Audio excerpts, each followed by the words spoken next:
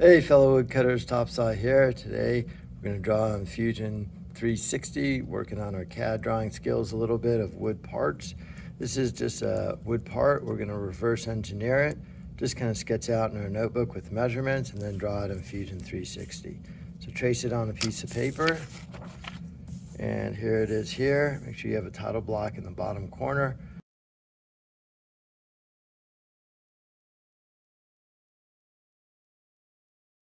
So I have my notes in front of me, so I'm drawing off of that piece of paper. Pause the video and sketch it off of that piece of paper I held up.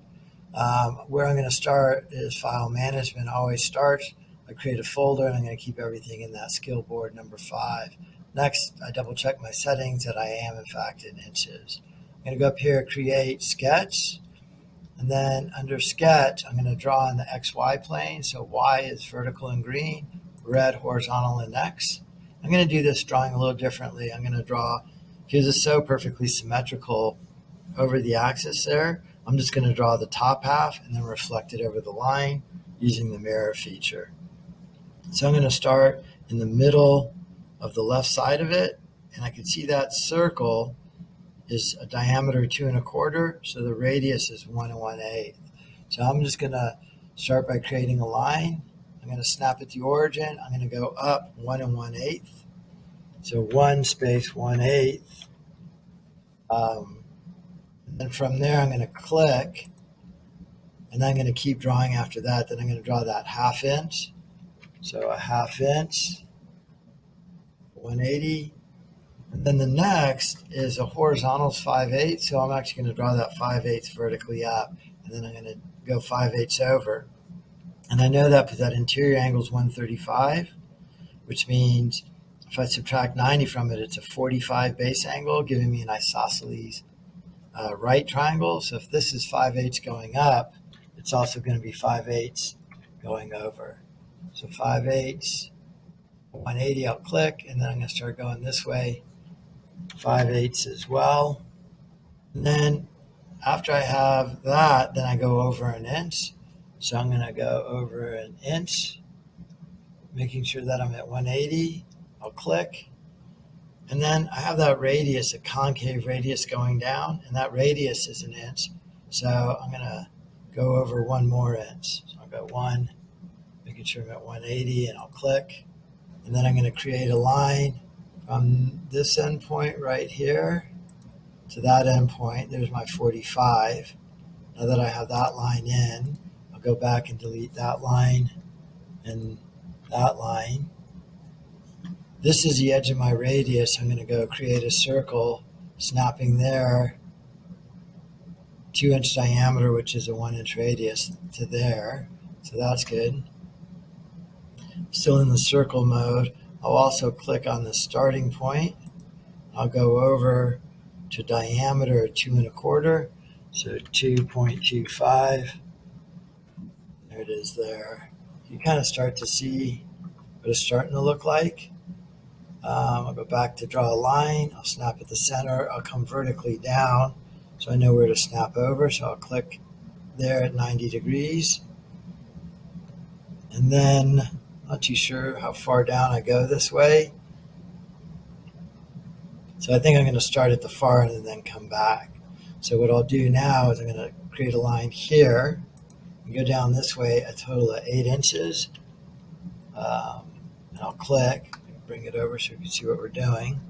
And then off of that center there, I'm actually going to create a construction line, and I'm going to come in 1 1/4 inches.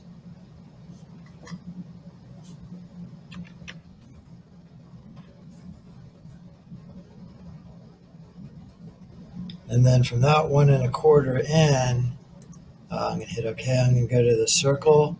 I'm going to snap on that circle. Oh, I'm still in construction line, so let me turn off construction line.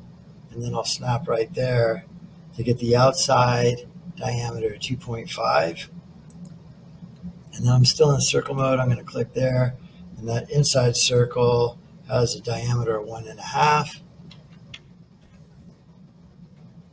And I'll hit enter on that one. A lot of dimensions on there that are pretty nice to have, but they're a little bit hard to see what I'm doing. So I'm going to go over here to show dimensions and turn that off for now. And I think my line goes from this to this, but I need a line of tangency here. So I'm going to have to draw the radius on here and go straight up. So I'm right at that point.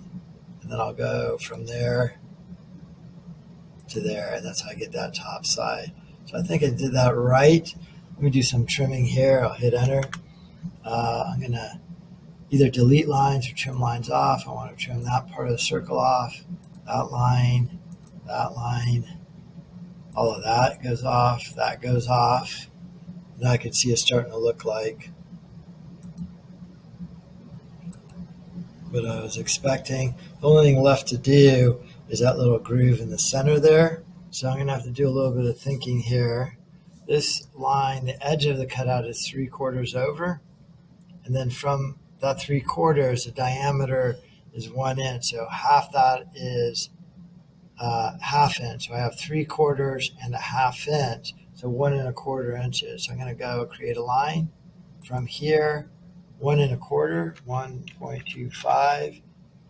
I'll click down, and that's going to be the center of my circle. So let me hit OK.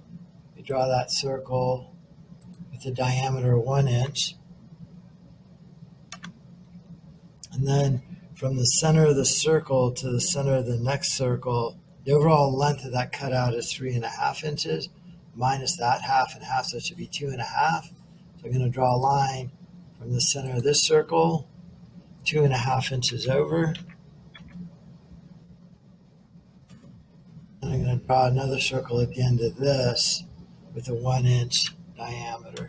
So there it is. Draw a line from there, vertical to there at ½ inch, and from there, vertical to there, and then from there to there. Right click OK. Then I'm going to do some trimming. I'll take this line out, that line to trim, and then trim this semicircle out, and trim that semicircle out. I think I'll leave those lines there. So there's my whole object. I could do a little more trimming. But what I'm going to do now is I'm going to mirror it over the x-axis. So right here is mirror. It's prompting, what do you want to mirror? I want to mirror that. I'm going to select all the items I want to mirror.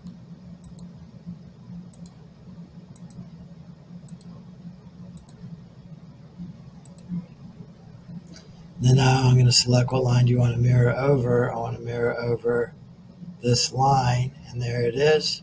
I'll hit OK. There's my object. Those are all constraints. I don't really need any of these center lines, so I'm going to delete those out of my part. I think that's it. Oh, one more there. So I'm going to finish that sketch. I'm going to extrude. I'm going to extrude that. Go in this window here. This part is actually 1/4 inch thick. So I'm going to come out 1/4 inch. And there it is. If I want, I can make it wood material, or I could just go into creating the working drawings of it. So I'm going to go over to design, drawing, from design. I'm going to call this wood block number 5. And then I'm going to be in inches, as meets my standard. I am going to use A-size paper. It's kind of a horizontal thing, so I'm going to use landscape view. There it is, 1:4 scale. Let's see what 1:2 looks like. That's actually a pretty good fit there. Hit OK. Then I'm going to go back up here to projected view. I'm going to click on this, create my top view, maybe my right side view. Right click OK. And I'm actually going to create another projected view of this up here for my isometric.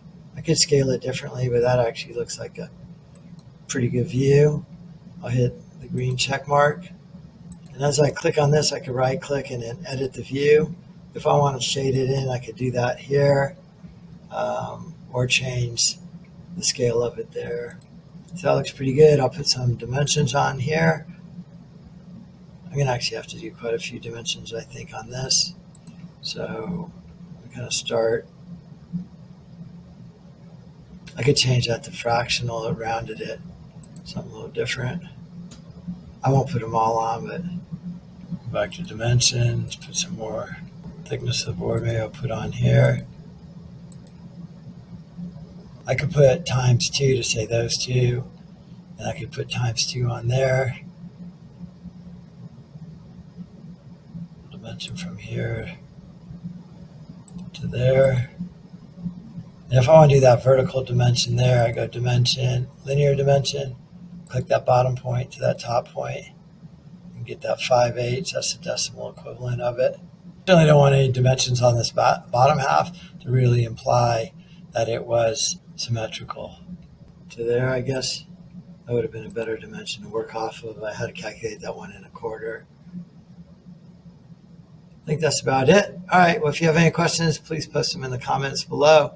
I appreciate you watching. Thank you.